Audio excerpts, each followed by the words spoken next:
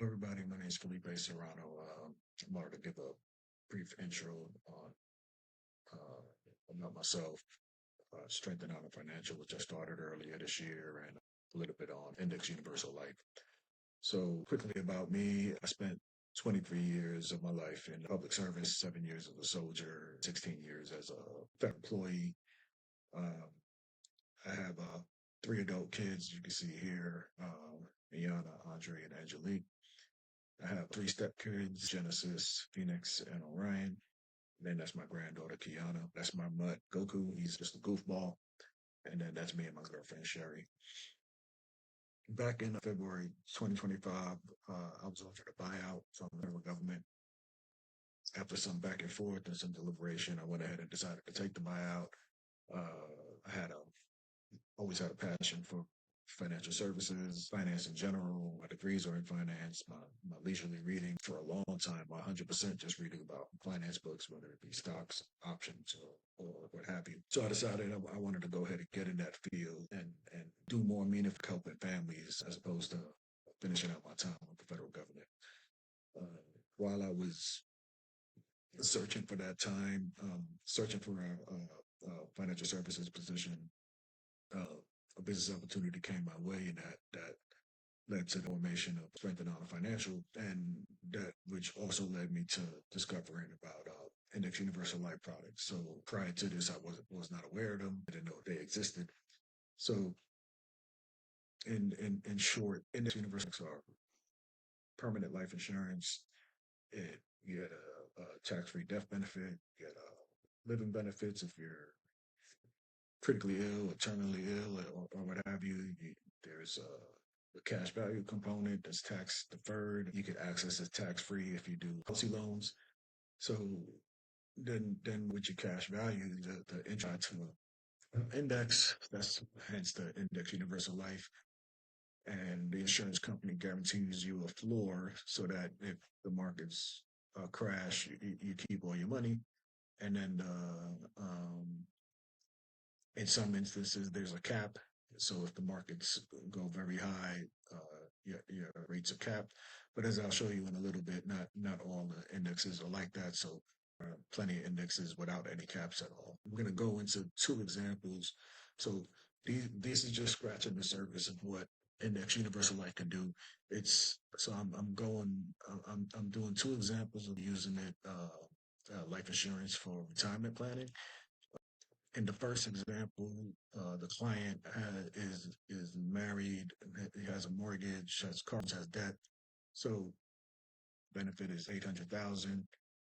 If God forbid the person dies in the first week, the insurance company has to pay out that 800,000 once the policy is enforced.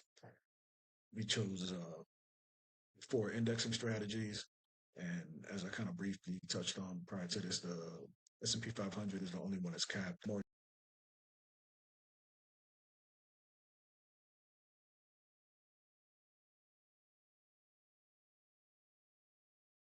Stanley, BlackRock, and Barclays are not capped. Tax deferred growth. Again, if you use policy loans, you don't just take your cash out. If you do a policy loan, you have access to it tax free.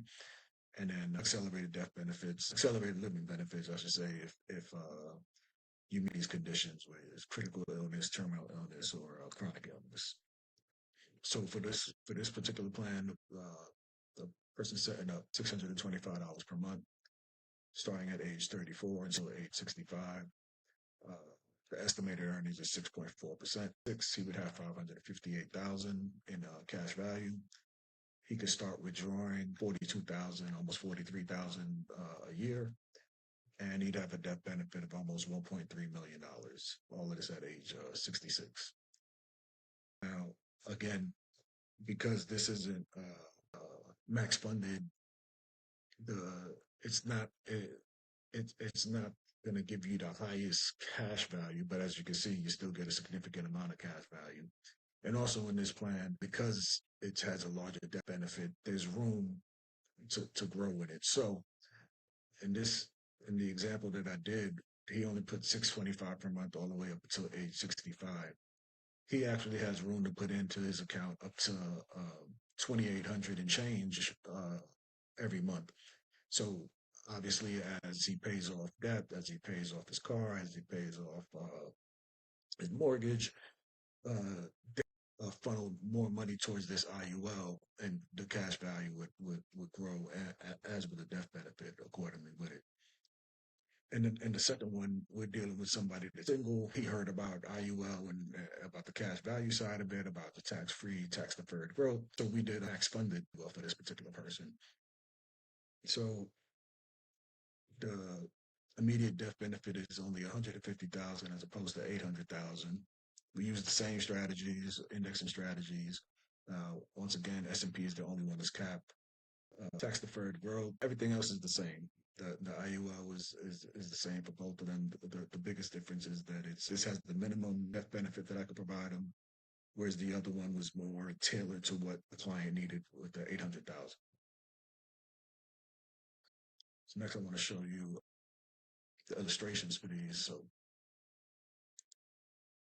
second one, set them up with putting in $545 per month. Same estimated earnings of 6.4%. By age 66, he had said what 80,000. So almost $100,000 more than because of that, the costs are less, so the cash accumulation is greater. The other thing to note though is that this is max funded, so 545 is the max that he could put in the account a month. If he tries to put more, the insurance company has to send it back. Otherwise, the insurance policy turns into a modified endowment contract, and then you lose the tax-free benefits. It's no longer an insurance policy; now it's an investment. So there's a give and take with max fund. So max funded is the most efficient form for cash value. However, like the name says, it's max funded. So if you have more money, let's say you have $1,000 a month to put in, you'd have to set up another account. You couldn't add it to this account. Whereas with the first policy that we showed with the $800 death benefit, there was room to grow. You could put up to 2,800 and change into that account. Um, so like with this illustration, this is for the $800,000 face value. Put $7,500 a year. By year 60, by age 66, these are the totals. Then by age 83, I picked that because I'll be happy if I make it to 83. He would have paid 240,000 and would have withdrawn 770,000 by age 83 and still had 321,000 in death benefits.